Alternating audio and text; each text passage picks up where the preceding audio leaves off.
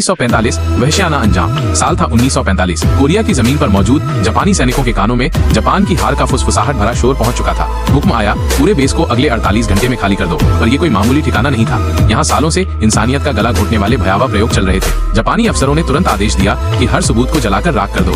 लोहे के पिंजरों में बंद उन प्रयोग पीड़ितों को, जो अब बस इंसानियत की परछाई भर थे, बेरहमी से गोलियों से भून दिया गया। उनकी लाशों को 24 घंटे लगातार एक खौफनाक गड्ढे में फेंका गया, मानो वे इंसान नहीं बल्कि कचरे के ढेर हो। पर इन सैनिकों ने एक चीज थी जिसे हर कीमत पर अपने साथ ले जाना चाहा, वे रहस्यमयी काली द्रव की बोतलें।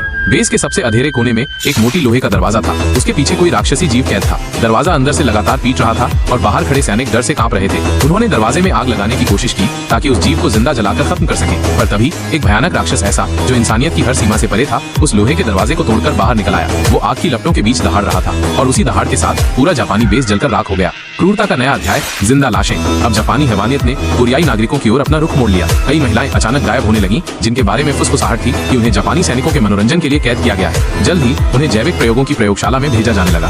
ये महिलाएं पूरी तरह से घायल थीं। उनके चेहरे दर्द से विकृत थे, शरीर पर गहरे जख्म, वे जिंदा लाशों से कम नहीं दिखती थीं। एक जापानी सैनिक आया और सभी कैदियों के पिंजरों को पीटने लगा ताकि वे लोहे की सलाखों के पास आ जाएं। कुछ सैनिक आए और 2 महिलाओं को चुना। उन्हें अलग अलग अंधेरे कमरों में बंद कर दिया गया। भूख और प्यास से तड़पती जब उन्होंने फर्श पर रखा केक और पानी देखा तो बिना सोचे समझे खाने लगी। गला सूखने लगा तो पास रखी पानी की कटोरी को एक ही सांस में पी गईं। तभी जापानी अफसर के चेहरे पर एक शैतानी मुस्कान तैर गई, क्योंकि उस पानी में वही रहस्यमयी द्रव मिलाया गया था जो वे बेस से साथ लेकर आए थे। तभी उनमें से एक जवान महिला को भयानक पीड़ा होने लगी। वो जमीन पर तड़पने लगी, अपने सिर को जमीन से पटकने लगी, मानो दर्द हड्डियों तक पहुंच रहा हो। अफसर को कोई परवाह नहीं थी। वो सीधे दूसरे कमरे की ओर मुड़ा। वहाँ एक बूढ़ी महिला कोने में चुपचाप बैठी थी। अफसर को लगा कि अब शायद प्रयोग सफल होने वाला है, और तभी उस महिला को उल्टी होने लगी और उसकी उल्टी से एक जीवित कीड़ा बाहर निकला जो उसके शरीर के अंदर रेंग रहा था। क्या आप जानना चाहते हैं कि इस भयानक कीड़े का क्या होगा और ये बूढ़ी महिला के साथ क्या करेगा?